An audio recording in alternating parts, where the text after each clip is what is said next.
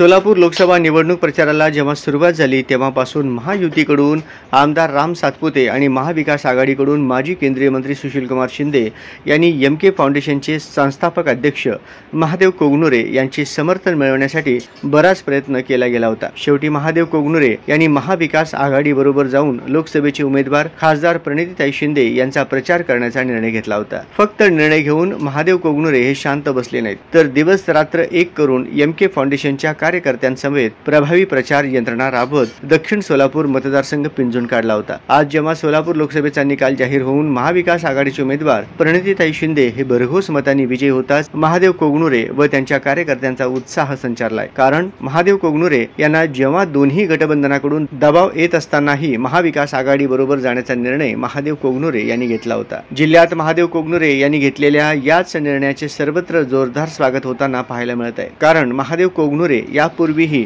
माजी खासदार डॉक्टर जे सिद्धेश्वर शिवाचार्य महाराज यांच्या समेत राहून भाजपा पक्ष वाढवण्यासाठी खूप परिश्रम घेतले होते। यंदा लोकसभा निवडणुकीत महादेव कोगनुरे यांनी केलेला पहिला प्रयोग 100% यशस्वी झाल्याचे बोलले जाते। महादेव कोगनुरे यांनी घेतलेल्या या निर्णयामुळे महाविकास आघाडीत महादेव कोगनुरे यांचे नक्कीच वजन वाढल्याचे बोलले जात आहे। परंतु भविष्यात महादेव कोगनुरे यांना महाविकास आघाडीकडून कुठली जबाबदारी दिली जाते हे पाहणे देखील तितकेच महत्त्वाचे ठरणार आहे। लोकसभेचा निकाल लागला आणि त्या निकालामध्ये आपले प्रणितीताई प्रचंड बहुमताने निवडून आले।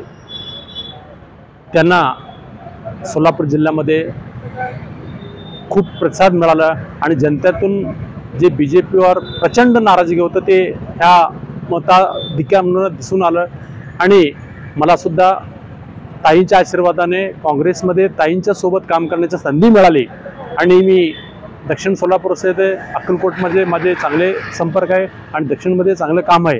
त्या मतदारसंघामध्ये चांगल्या पर्यायाने फिरलो आणि दक्षिणमध्ये मी त्यांना शब्द दिलं होतं की 100% लीड मिळेल म्हणून आणि लीड करून दाखवलं। आणि अक्कलकोटमध्ये जे बीजेपीने सांगत होते 35,000 40,000 लीड मिळत होते, पण तिथं पण लीड कमी मिळालं। तिथं सुद्धा आम्हाला चांगला जनतेकडून प्रतिसाद मिळाला आणि ताईंना मी ह्या माध्यमातून हार्दिक शुभेच्छा देतो आणि अभिनंदन सुद्धा करतो। आपल्या हातून सोलापूर शहरवासियांनी जे विश्वास दाखवला त्या विश्वासाला पण चांगल्या पद्धतीने जनतेचं काम करेल एवढंच ह्या माध्यमात